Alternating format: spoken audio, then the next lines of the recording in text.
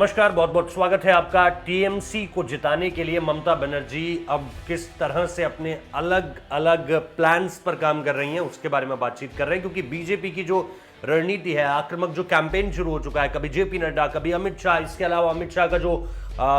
उत्तर पूर्वी दौरा है इस वक्त पे,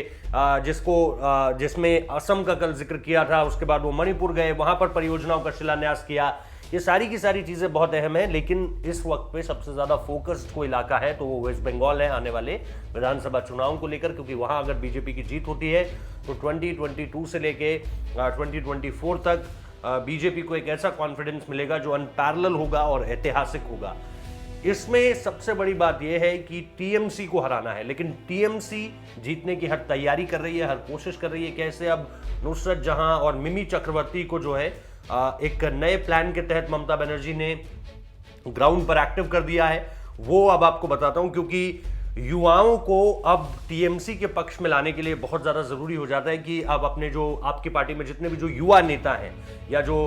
तमाम ऐसे लोग हैं जिनकी फैन फॉलोइंग बहुत अच्छी है, जिनका युवाओं के बीच जो चर्चा है वो बहुत ज्यादा है, उनको एक्टिव तौर पर आपको मैदान पर लाना ही होगा। और इसीलिए अगर आप देखें तो ये दो प्लान्स के जरिए जो है ममता बनर्जी ने पहले जो है वो लगातार बंगाल में इस पूरे की पूरी प्लानिंग को जो है शुरू किया था। कैसे, वो मैं आपको बताता हूँ।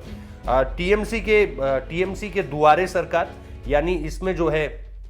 वो अभियान के बाद जिसमें घर घर जाकर टीएमसी का काम ये रहता था कि लोगों को थोड़ा सा अपने बारे में बताया जाए, अपने काम के बारे में बताया जाए, कैसे ममता बनर्जी सरकार ने पिछली सरकार की तुलना में इस सरकार में काम किया है और आने वाले समय में उनका क्या फोकस है उसके बारे में बात करेगी। लेकिन अब जो है वो द्वारे तारका ये कैंपेन शुरू करने की तैयारी है, जहां पर मेजर जो फोकस होगा वो मिमी चक्रवर्ती और नुसरत जहां पर होगा,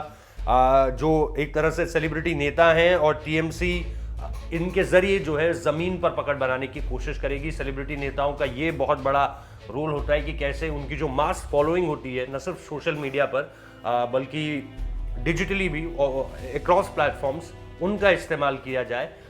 टीएमसी को जिताने के लिए। तो ये अब ममता बनर्जी का प्लान है, क्योंकि बीजेपी लगातार एक्टिव तौर पर नजर आ रही है कि कैसे वो चीजों को अपनी ओर मोड़ती हुई दिख रही है। इस वक्त पे अगर चुनाव हो तो बात जितने भी एक्सपर्ट से हम कर रहे हैं, कह रहे हैं कि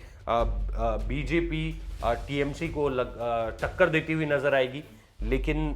आने वाले 4 महीनों में किसकी क्या प्लानिंग होती है इसी पर डिपेंड करेगा कि कौन पश्चिम बंगाल में जीतता है। इसको लेकर के टीएमसी का ये नया प्लान शुरू हो चुका है। बहुत बहुत शुक्रिया इस वीडियो को देखने के लिए।